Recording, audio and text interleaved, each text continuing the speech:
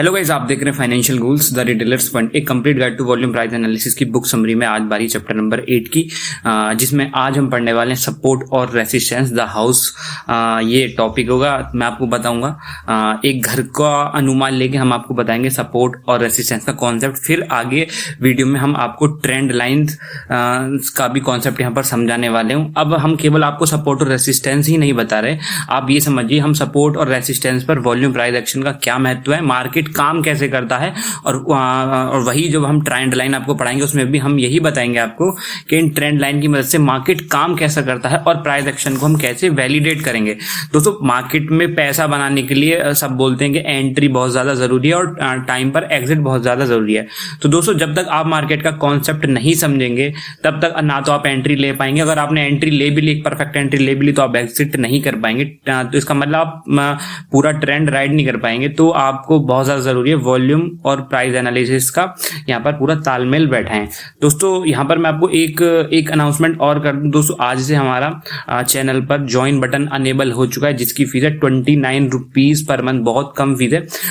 और दोस्तों, मैं किसी से ये नहीं बोल रहा कि आप मेरे इस जो ज्वाइन बटन है इसको आप ज्वाइन करो, मेंबरशिप लो। देखो, जो मैं वीडियो डाल रहा हूँ, जो मैं कंटेंट डाल रहा हूँ, वो उसके बाद भी डालूंगा, चाहे जो मेंबरशिप ले रहा है वो उसके लिए भी वो वीडियो है और जो नहीं लेगा उसके लिए भी है। तो ऐसा कुछ नहीं है कि भाई जो ज्वाइन बटन ले लेंगे उनके लिए ये वीडियोस होंगी, नहीं, ऐसा नहीं है, सबके लिए होंगी। बट उस ज्वाइन बटन का मेंबरशिप का मतलब ये है दोस्तों कि एड से हमारा इतना रेवेन्यू जनरेट नहीं हो पाता। हमारी कम्युनिटी को सपोर्ट करने के लिए जो इच्छुक हैं लोग, वो अपना यहाँ पर अपना मेंबरशिप ले सकते हैं, ताकि हम जब भी कोई बुक को, नेक्स्ट बुक को, यहाँ पर अच्छी बुक को यहाँ पर ताकि हम बाई कर सके। जैसे पीवर्ड बॉस वगैरह बुक काफी महंगी बुक होती है, इतना रेवेन्यू जनरेट नहीं हो पाता। तो it's totally depends on you, ठीक है, कोई जोर जबरदस्ती नहीं है, कंटेंट आपको मिलता रहेगा। तो चलो भाई हम आगे चलते हैं। तो support and resistance the house हम यहाँ पर पढ़ेंगे। तो दोस्तों, यहाँ पर हम आपको बताइए कि सपोर्ट और रेसिस्टेंस का कॉन्सेप्ट क्या होता है। फिर भी मैं आपको बता दूं, जब मार्केट फॉल हो रहा होता है तो एक मार्केट को रोकने के लिए जो एक लाइन ड्रॉ होती है, जो एक यहाँ पर बैरियर होता है, वो होता है हमारा सपोर्ट, जहां पे मार्केट आके रुक जाता है। और जब मार्केट ऊपर जा रहा होता है, जहां पे मार्केट यहाँ पर हेजिटेट करता है, वहां से ऊपर जाने के लिए उसको बोलते हैं हम रेसिस्टेंस, ठीक है।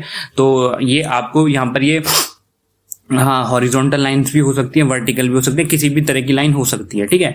तो यहाँ पर 45 डिग्री पर भी ये लाइन हो सकती है। तो अब दोस्तों, पहला मैं आपको बता दूं कि यहाँ पर सीधा सीधा फंडा ये है कि जो हमारी ये ट्रेंड, ये हमारा सपोर्ट और रेसिस्टेंस होता है, ये क्या होता है, फ्लेक्सिबल होता है, ये होता है इलास्टिक। आप इसको ऐसे मत सोचिए कि भाई ये तो एकदम स्टील की रॉड है, इसके ऊपर मार्केट नहीं जा सकता, ऐसा नहीं है। ये फ्लेक्सिबल होती है। आपने देखा होगा, सपोर्ट बन जाता है रेसिस्टेंस बन जाता है सपोर्ट। तो दोस्तों, ये फ्लेक्सिबल होती है, ये हमको, ये मार्केट इनको रेस्पेक्ट करता है, ये हम देखेंगे, ठीक है। तो आप ऐसा मत सोचिए कि भाई ये रेसिस्टेंस होती है, मार्केट कभी इससे ऊपर जा ही नहीं पाएगा, ऐसा गलत है। तो दोस्तों, ये हमको सपोर्ट और रेसिस्टेंस का कॉन्सेप्ट समझा रहे हैं विद रेस्पेक्ट टू हाउस। अब दोस्तों, यहाँ पर इन्होंने घर बनाया हुआ है, वो मैं आपको दिखा देता हूँ, ठीक है। यहाँ पर आपको स्क्रीन पर घर टाइप का एक दिख रहा होगा, ये रहा, ठीक है। अब यहाँ पर क्या है, आप जरा गौर से देखना, ठीक है।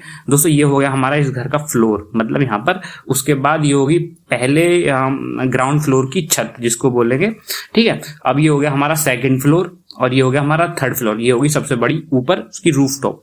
तो दोस्तों, यहाँ पर घर में क्या होता है, देखो, पहले आता है हमारा मतलब ग्राउंड फ्लोर का फ्लोर आ गया, फिर आ गई हमारी सीलिंग, ठीक है, ये हो गया हमारा ग्राउंड फ्लोर। फिर अब आता है सेकंड फ्लोर पे क्या होगा हमारा, फिर जो हमारा सेकंड फ्लोर होगा, दूसरा मंजिल होगा घर का, उसका एक फ्लोर होगा, और ये होगी हमारी सीलिंग। और वैसे जो थर्ड मंजिल होगा हमारा, उसका फ्लोर हो गया, ये होगी सीलिंग। तो दोस्तों, ये हमको क्यों बताना चाह रहे हैं, मैं आपको बता दूं। दोस्तों, मार्केट का भी कॉन्सेप्ट कुछ ऐसा ही होता है, ठीक है। मार्केट को आपको पता है कि मार्केट कैसे चलता है, या तो मार्केट ऊपर जाएगा या मार्केट नीचे जाएगा, या हमारा मार्केट रहेगा साइडवेज में।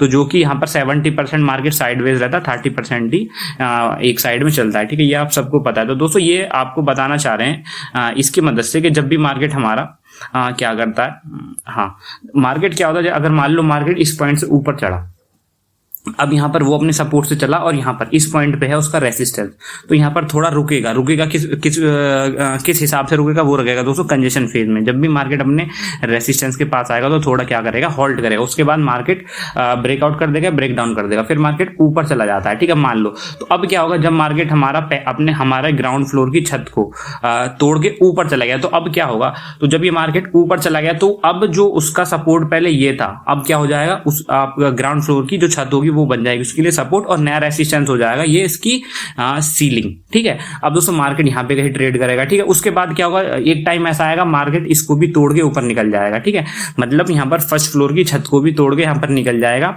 ऊपर। अब जब दोस्तों यहाँ पर जो हमारी फर्स्ट फ्लोर का जो रेसिस्टेंस था वो बन जाएगा सपोर्ट और नया रेसिस्टेंस बन जाएगा उसका नई छत। आप ये समझिए, मैं आपको ऐसे बताता हूँ। ठीक है, आप ऐसे समझना कि ये हो गया हमारा ग्राउंड फ्लोर, ये हो गया हमारा सेकंड फ्लोर। ठीक है, मार्केट हमारा यहाँ से स्टार्ट किया, यहाँ गया, यहाँ गया, यहाँ गया। अभी देखो, अभी मार्केट के लिए सपोर्ट है, ये रेसिस्टेंस। कुछ दिन बाद क्या होगा, ये मार्केट तोड़ के ऊपर निकल जाएगा। ठीक है, अब क्या होगा, अब दोस्तों आपको ही पता मार्केट के लिए क्या हो जाएगा, ये चैप्टर खत्म हो गया। ठीक है, ये चैप्टर तब आएगा जब मार्केट वापस ही रेंज में आएगा। अगर नहीं आता है तो क्या होगा, ये वाला पोर्शन हो गया मार्केट के लिए क्या सपोर्ट, और ये क्या हो गया दोस्तों, ये हो गया हमारा रेसिस्टेंस। अब मार्केट यहीं ट्रेड करता रहेगा तो हम इसको रेसिस्टेंस काउंट करेंगे और इसको सपोर्ट एज ए सपोर्ट काम करेंगे। अब दोस्तों ये कब वैलिडेट होगा, मान लो कोई ब्रेक डाउन हो जाता है और मार्केट दोबारा से इसी रेंज में आ जाता है तो फिर हमारे लिए सपोर्ट हो जाएगा, ये रेसिस्टेंस हो जाएगा, ये रेसिस्टेंस हो जाएगा, ये रेसिस्टेंस हो जाएगा। मतलब सपोर्ट बन जाता है रेसिस्टेंस बन जाता है सपोर्ट। तो एक बहुत एक इजी कॉन्सेप्ट था जो कि मैंने आपको यहाँ पर बताया। तो अभी हम आगे चलते हैं। ठीक है, अब यहाँ पर इन्होंने यही बताया कि market move from higher from ground floor, मतलब क्या होता है कि ग्राउंड फ्लोर से मार्केट ऊपर जाता है। ठीक है, फिर ये तो बेसिक चीजें इन्होंने बता दी। फिर हम थोड़ा सा यहाँ पर आगे चलते हैं।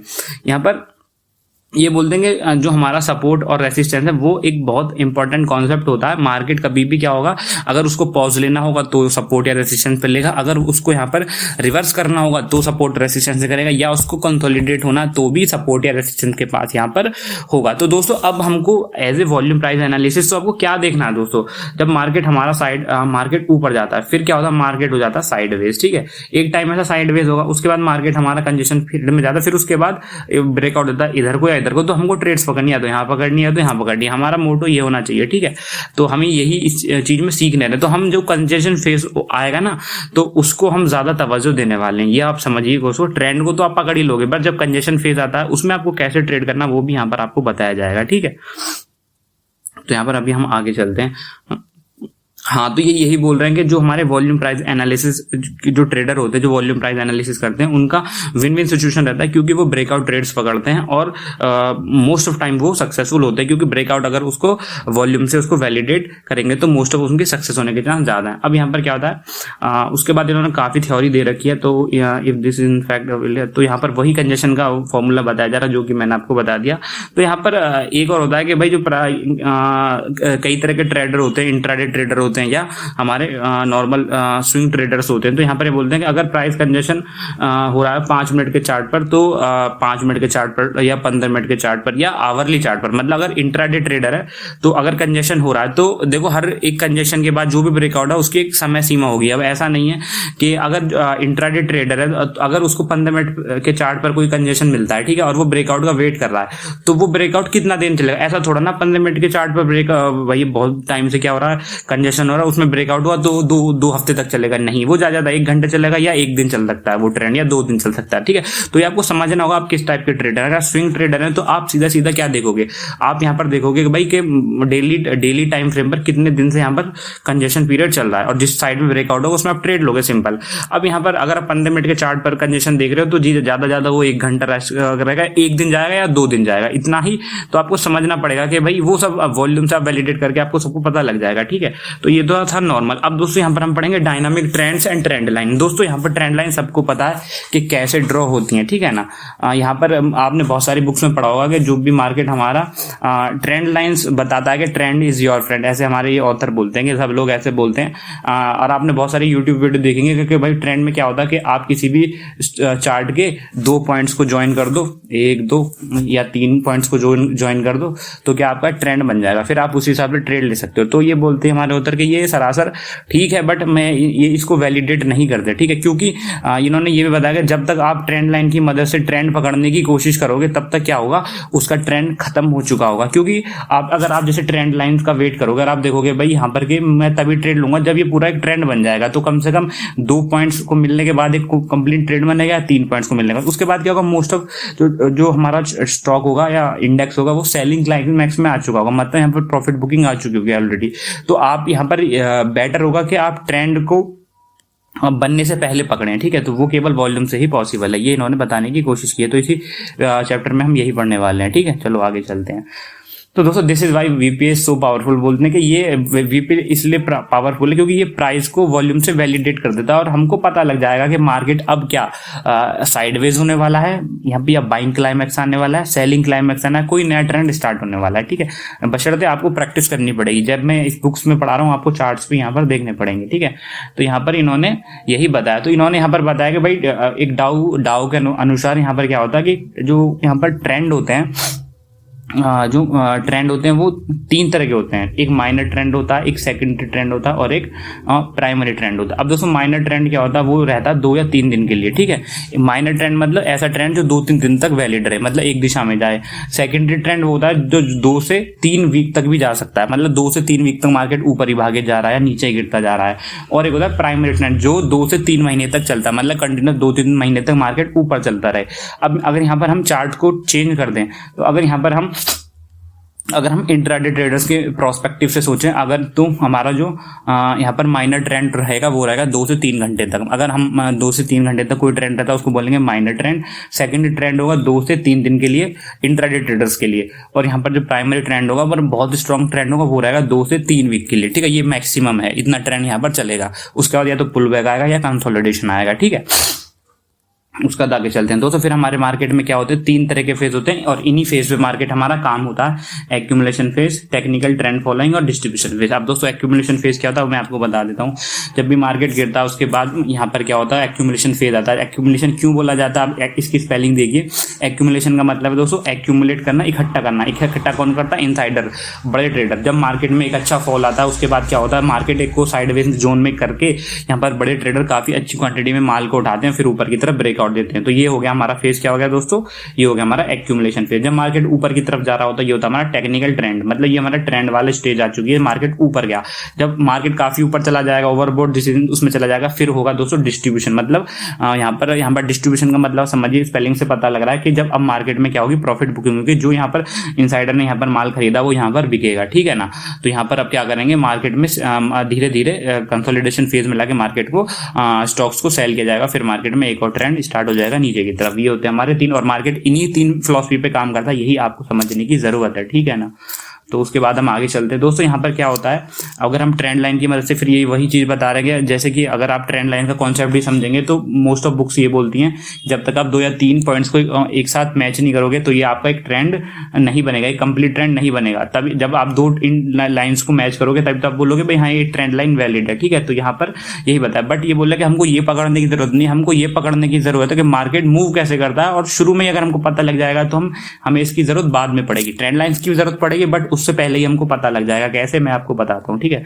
अब यहाँ पर क्या होता है कि support and resistance is where trend are created. वही मैं आपको बता रहा हूँ, ये जो मैंने आपको पहले बताया कि सपोर्ट और रेजिस्टेंस ऐसा एरिया जहाँ पे नया ट्रेंड बनता है या पुराना ट्रेंड खत्म हो जाता है। ठीक है, यही आप समझने की कोशिश कीजिए। सारा खेल सपोर्ट और रेजिस्टेंस का ही है दोस्तों। ठीक है, अब यहाँ पर अब हम थोड़ा सा आगे चलते हैं। अब दोस्तों यहाँ पर क्या होता है कि अभी मैं आपको पहले हमने इससे पहले वाले चैप्टर में, अगर जो हमारे व्यूअर्स हैं उनको पता होगा, जब भी किसी भी मार्केट में क्या होता है, कंजेशन फेज आना होता है या कुछ भी आना होता है या पुल बैक भी आना होता है, तो वो एक तरीके से ही आएगा। जब भी मार्केट ऊपर जाएगा, ठीक है, मार्केट ऊपर जाएगा, ऐसा तो नहीं है मार्केट भाई 90 डिग्री में ऊपर चलता जाएगा, ऐसा कभी नहीं हो सकता। तो मार्केट क्या करेगा, ऐसा जाएगा, फिर थोड़ा सा पुल बैक देगा, फिर ऊपर जाएगा। ठीक है, ऐसे जाएगा। तो हमको कोई ट्रेंड लाइन बनाने की जरूरत नहीं है दोस्तों। आप बना सकते हैं, वो कोई प्रॉब्लम नहीं है, उससे आपको एक क्लियरिटी मिल जाएगी, सपोर्ट मिल जाएगा। बट आपको क्या करोगे आप दोस्तों, यहाँ पर जब भी मार्केट ऊपर जाएगा तो वो पुल बैक देगा ही देगा। तो उसको हम यहाँ पर कैसे ट्रीट करते हैं दोस्तों, जब भी मार्केट ऊपर जाएगा तो हम उसको रेफर करते हैं, एक पिवट हाई बनाता है, पिछले चैप्टर मैंने आपको बताया था।